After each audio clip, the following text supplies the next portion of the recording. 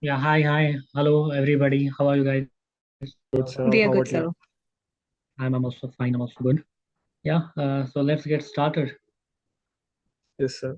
So, hello and welcome to CEO Talks, the space where we bring you closer to the journey of entrepreneurs and innovators shaping business today.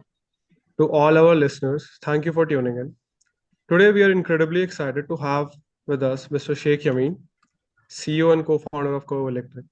Mr. Yamin is driving the charge in sustainable transportation, focusing on innovative EV design that is reshaping the future of urban mobility. You may also recognize him from his compelling appearance on Shark Tank, where he successfully pitched his vision for Curve Electric to a national audience. Now, sir, moving on with the podcast. First question for you: from your MBA days at the University of Kashmir to leading YS Magdumi Educational Trust, and now building your own venture, how has this journey shaped your approach as an entrepreneur? And what key experiences or challenges have defined your perspective on blending business with impact? Yeah, so thank you so much, Aditya, for such a warm welcome. It's lovely to be here and an honor to be talking to you people today. Yes, you rightly pointed out that, I have had this transition from being an MBA to then heading one of the largest NGOs and then eventually starting a venture of my own. But the whole journey did take its course, and it had uh, something to teach me throughout the journey. My MBA days were fun, were really impressive in terms of the learning that I got. Then working at an NGO that kind of had that basically built that innate need inside me to start a social venture, right? I saw what kind of an impact and a social organization can have, and that's why I chose to start a social venture which is more which looks more towards the environmental impact and the societal impact of its activities rather than just the profitability. And all of this would not have been possible without going through the experiences that I had in the business school as well as heading an NGO. But that being said, once I was into my venture and I had started my venture, so I came to know that all those business plans and all those Excel sheets and spreadsheets that you would make in business school, they did not work on ground. So that was a big learning that I got initially from the when I started my venture. That on ground they have very little relevance, and I have completely stopped making them now. And I think the best teacher for a venture is its customers, is the society, is the people who use your product or service. So they are the best kind of feedback that you can receive, and they will teach you how to run your business, not a business plan that you made assuming certain things. So yeah, definitely all of these phases of my life had a positive impact on the journey that I'm on today, and I won't change a thing. If I had to do it all over again, I would still do it in the same way. Okay, sir, that was really insightful to know. Moving on to your next question, which is related to your hometown only. So, growing up in the Himalayan region, how has your personal connection to the terrain and its communities influenced your vision for Curve Electric? Look, Aditya, Himalaya has always been a home to me. I have been born and brought up in Srinagar, J&K. I did all of my schooling here. I did all of my education here. And, I don't see any other place which I can call home. So when, you have this homely connection with a particular region, so it's your responsibility to think about its betterment. It's your responsibility to think about the challenges that this place is facing. No one else will come and come and save your home place. It has to be you. That is why, I always have this affinity towards Himalayas, towards Kashmir, and always wanted to do something for my hometown. And I think that I have been able to have a small impact on the lives of the people here and towards the sustainability in this part of the world. And I think that really makes me satisfied that I am doing a job that is saving my hometown, that's saving my home. Absolutely, sir. I understand. I am also from the same region that you have come from, so I understand what you're trying to tell. You began your professional journey with an internship at Bisleri and later co-founded Venture. How did your experiences at these organizations instill a sense of startup culture? And also, how did it translate into building Curve Electric's team, vision, and operations? Yeah, very good question, Dipanshi. I basically I've done something before interning at Whistlery as well. Just like every kid was doing back in those days, trying to sell stuff online. So I tried my hand at that as well. Other than that, I am also financial analyst. I have spent a good number of years trading in the financial markets as well. Yes, all these things, including then I went for an internship at Bisleri, and just like I talked about earlier as well, that all these things have had some learnings of their own, and they have stayed with me and they have helped me in one way or the other. For example, interning at Bisleri, I came to know how strong a brand pull can be. So if you are an established brand, and how strong the response is from the market for that particular brand, despite the fact that you may not be providing the cheapest product in the market. Usually when we talk about India, we think that in India the cheapest thing sells the most, but that may not necessarily be true. If you are an established brand and you have built that brand image in the minds of the customer, you can definitely induce that brand pull, and your product can go off the shelves very quickly. So that was kind of a thing I learned there. Then from my trading days, I definitely something that I religiously follow is the risk to reward ratio. So that used to be an essential part of operating in financial markets, and I think that is true for every sphere of life. You need to have a proper measure of your risk to reward. Uh, we usually talk about entrepreneurs being risk taker, which in itself is a correct statement, but it has to be a calculated risk.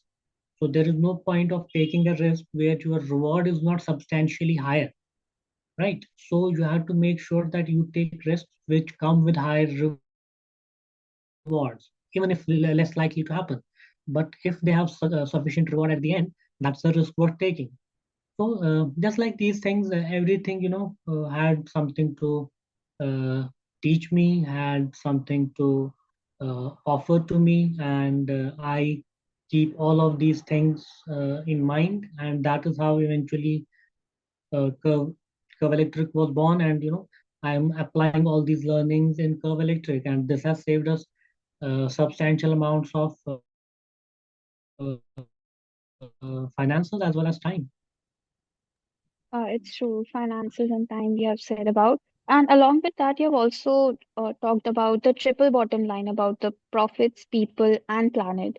So, how do you ensure that the financial goals of Curve Electric don't compromise your commitment to social and environmental sustainability, particularly in high tourism sensitive region like Srinagar? Yeah, so you need to understand that if you talk about the triple bottom line, or now we are talking about quadruple bottom line, which is people, planets, profits, and pulse, wherein we are also talking about the health of the people. So if you think that your, you know, whatever you are doing for societal good, whatever you are doing for environmental good, whatever you are doing for the good of the society, society, in terms of the health of people, if you consider that as an expense, then it will always come and clash with your goal of profitability. But how we see all these things is, we see these things as investments. These are our investments into the society, which eventually in the long term do pay off, right? So profits are there, but we don't see them in conflict with sustainability or societal impact. We see it as complementary to them. So once we have a good societal impact, once we have a good impact on environment, that in turn helps us with brand equity, that in turn helps us with earning trust of people, that helps us with building goodwill with the people, and that eventually in one way or another comes back and helps the profitability itself. So I think that's how we should look at sustainability. We should look at it from the lens of investment and not from the lens of an expense, because if you see it from a lens of an expense, then it will always be a item that you would like to minimize. So but if you look at it as investment, you will always want to maximize the impact of. Sure, sir. And alongside that, you have also been selected for the Global Changemaker Fellowship program. How has this program getting international exposure helps shape strategic decisions? And can you also share an example of a change you implemented based on your learnings from this program to Curve Electric?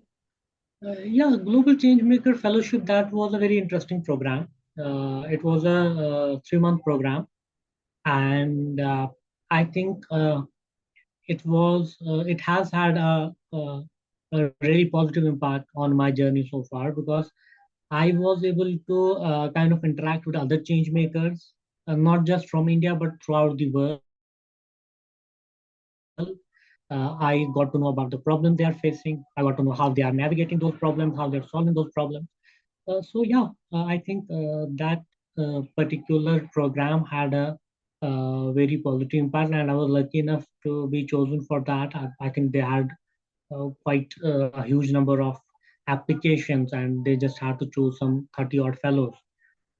But yeah, the experience was, it was quite an intense experience. And seeing people doing social work, doing being change makers in Kenya, being change makers in Africa, people working in Europe. So that kind of broadened the vision for us. But yeah, if the one thing that we definitely implemented after the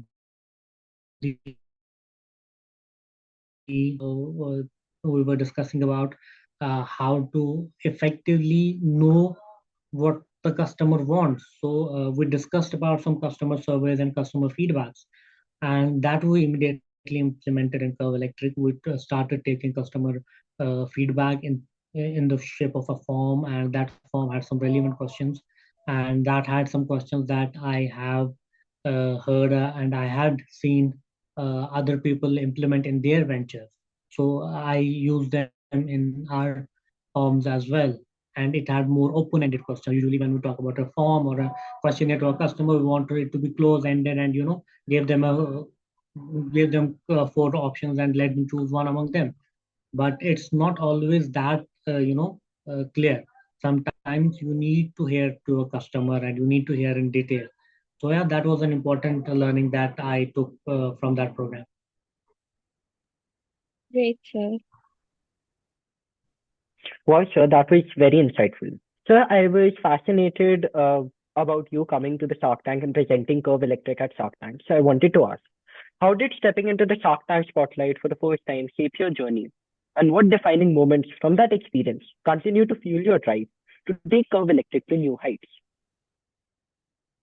Shark Tank was an interesting thing. Actually, what happened is that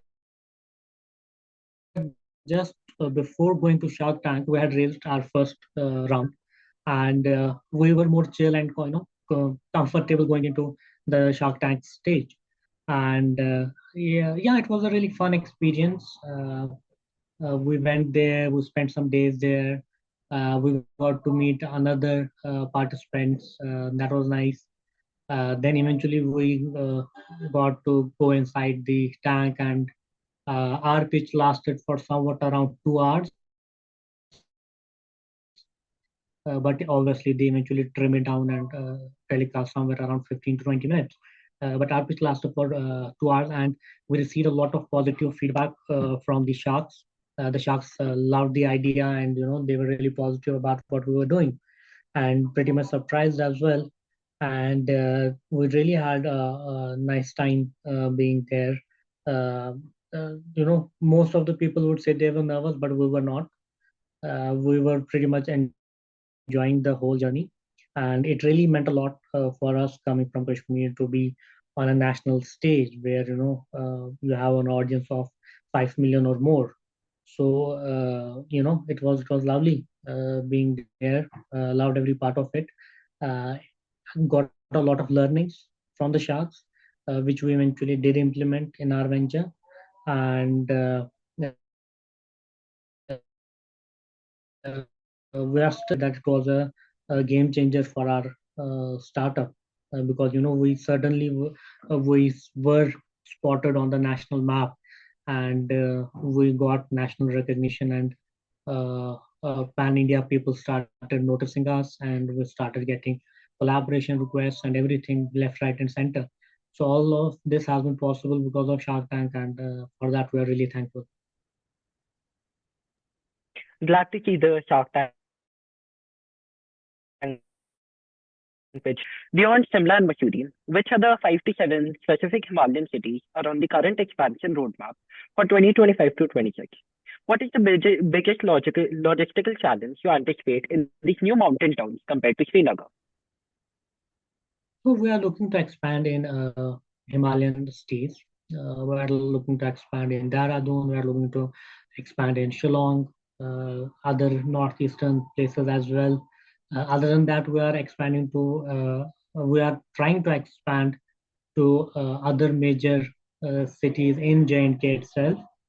And that being said, we are also working with Hyderabad Metro for providing last mile connectivity to metro users. We are working with a lot of campuses for providing our services inside their campuses. So next 2 3 years are jam packed in terms of expansion and everything. And yes, there are certain logistical challenges which come when you are operating outside of your home turf. So you have to understand that in India, every 50 kilometers, the language changes, the terrain changes, the food pattern changes, and all of these things change, and you have to adapt to all of these things. So that is where it's very important as a business to have a local first approach, not to copy paste anything that has worked in one part of the country. You have to have a local approach and local, way of addressing the things at a local level. So yeah, there will certainly be challenges, but despite those challenges, I think we are ready to navigate and actually conquer those challenges. Yes, sir, I definitely agree with you. So, as Jammu and Kashmir's first public e-bike sharing company, Curve Electric has achieved remarkable milestones. Talking about the numbers, there are 75,000 plus rides and over 200 tons of carbon reduction. How has the journey been in reaching this impact? Yeah, the impact has been massive, and that is something we are really proud of. As you rightly pointed out, we have done north of 75,000 rides. Our e-bikes have been used for more than 1 million kilometers, which is roughly 25 times around the Earth. We have saved 200 metric tons of carbon emissions, which, if released into the atmosphere, would have needed 10,000 fully grown trees for 1 year to absorb. So we have had all these positive impacts, and these are the kind of things that motivate us to go ahead, that motivate us to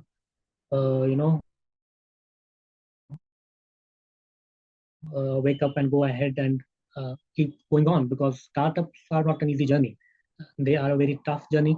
There are very tough days. But when you look at the impact, when you look at the kind of change your small venture is doing on a small scale, it kind of gives you that heads up, and it gives you that pat in the back that yes, you have done so far, whatever you have done so far, this can be continued and you should continue this.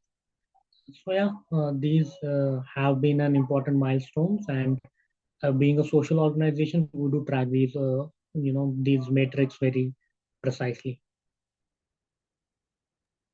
Glad to see this impact working out. It was really, it was really great to hear whatever you have conveyed till now, sir.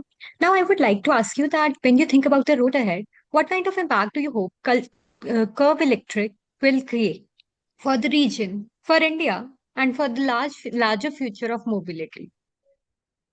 So how we see it is that it is a company that is from Kashmir but to the world. So we do not restrict our ambitions to just J&K, just Himalayas, for that matter, not even just the whole country, but we have global ambitions. And in the coming 5 to 7 years, we want to establish ourselves as one of the major brands in terms of e-bikes, be it public sharing or be it retailing of e-bikes. And for that, we are trying to expand pan India. So we are trying to be a brand that is present across many of the 1400 campuses, big campuses that we have in India, usually university campuses. So we want to be present across many of them, and we want to make sure that we are having the positive impact, because so far we believe that we are not even getting started. This is just like day zero. And if we can have this much impact on day zero, just imagine how much we can have, say, 5 years down the line. So we are looking forward to it. And as I said, we want our company to be a company from Kashmir to the world. Great to hear about your future plans. Now, I would also like to ask you that how do you plan your work at Curve Electric, and what does a typical workday look like? Okay, Prachi, so I'm not an early riser, so I take my time getting up in the morning. So once I get up in the morning, then immediately go freshen up, have breakfast, and immediately leave for the office.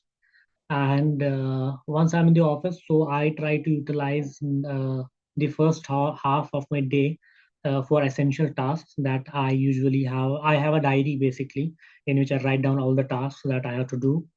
So I am a bit old-fashioned in that sense. I have tried a lot of tech tools, a lot of apps, but still that satisfaction of writing things down and then marking them up. I still like that, and that's why I resort to that only. So yeah, I try to have my first half for essential tasks. Once that is done, then I immediately move on towards my team, and take stock of the situation, look how operations are going, look how our future plans and how are they being implemented, have internal meetings, and somewhere around 5 or 6, I start taking external meetings. I have meeting with vendors, I have meeting with consultants and other organizations.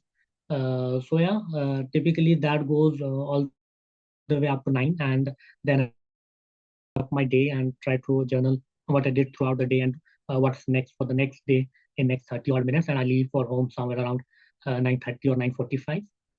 But I also, if the flow of meetings is too much, then what I do is that I usually keep a day or two in a week for just meetings.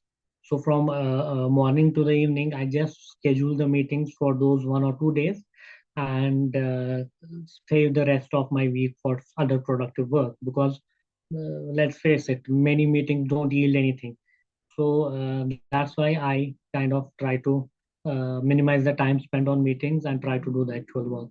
So that is how a typical day looks like. So far, we don't have Sundays off, obviously being in a startup. but I do try to take a day off or so in every 15 to 20 days. So yeah, that is how work life looks like. I completely agree on your point of maintaining a diary because it's really helpful in our daily life. Thank you so much, sir, for sharing these valuable insights with us. It has been a truly inspiring session, and I'm really confident that the students will take away a lot from this podcast. It will surely ignite their passion for addressing emerging challenges and motivate them to pursue entrepreneurship. Having come a long way in building a brand that creates real impact, what message would you share with the aspiring entrepreneurs who aim to solve real world problems through their ventures? Whenever I am asked to share my advice, I have only one advice: try fast, fail faster. Don't wait for the perfect moment. There is no such thing as perfect moment. Just try fast, and most probably you are going to fail. That's the reality of it. But that's all right. Go, try fast, fail faster, try again, fail again, try again, fail again, and eventually you will hit a jackpot. So that has to be your way, and be persistent in your effort. Once you have decided that something is worth pursuing and something is worth spending your life on, all the motivation, all the rush, all the adrenaline, that will fade away when you see, when you have that constant stream of challenges. They will fade away, but that is where your persistence, your discipline, and your passion for your work will come forward, and that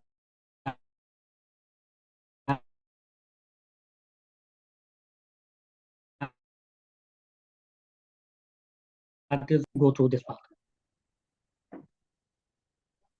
Rightly said, sir. I completely agree to whatever you have said till now. On behalf of CEO Talks, I would like to thank you for your generously sharing your valuable CEO Talks. We wish you continued success and hope your startup reaches great height in the journey ahead. Thank you so much. It was lovely talking to you people, and I really enjoyed the talk thoroughly. And I hope that we are able to have some impact, even if it is just impacting a single person. But yeah, thank you so much for having me here, and it was a lovely experience. Thank you.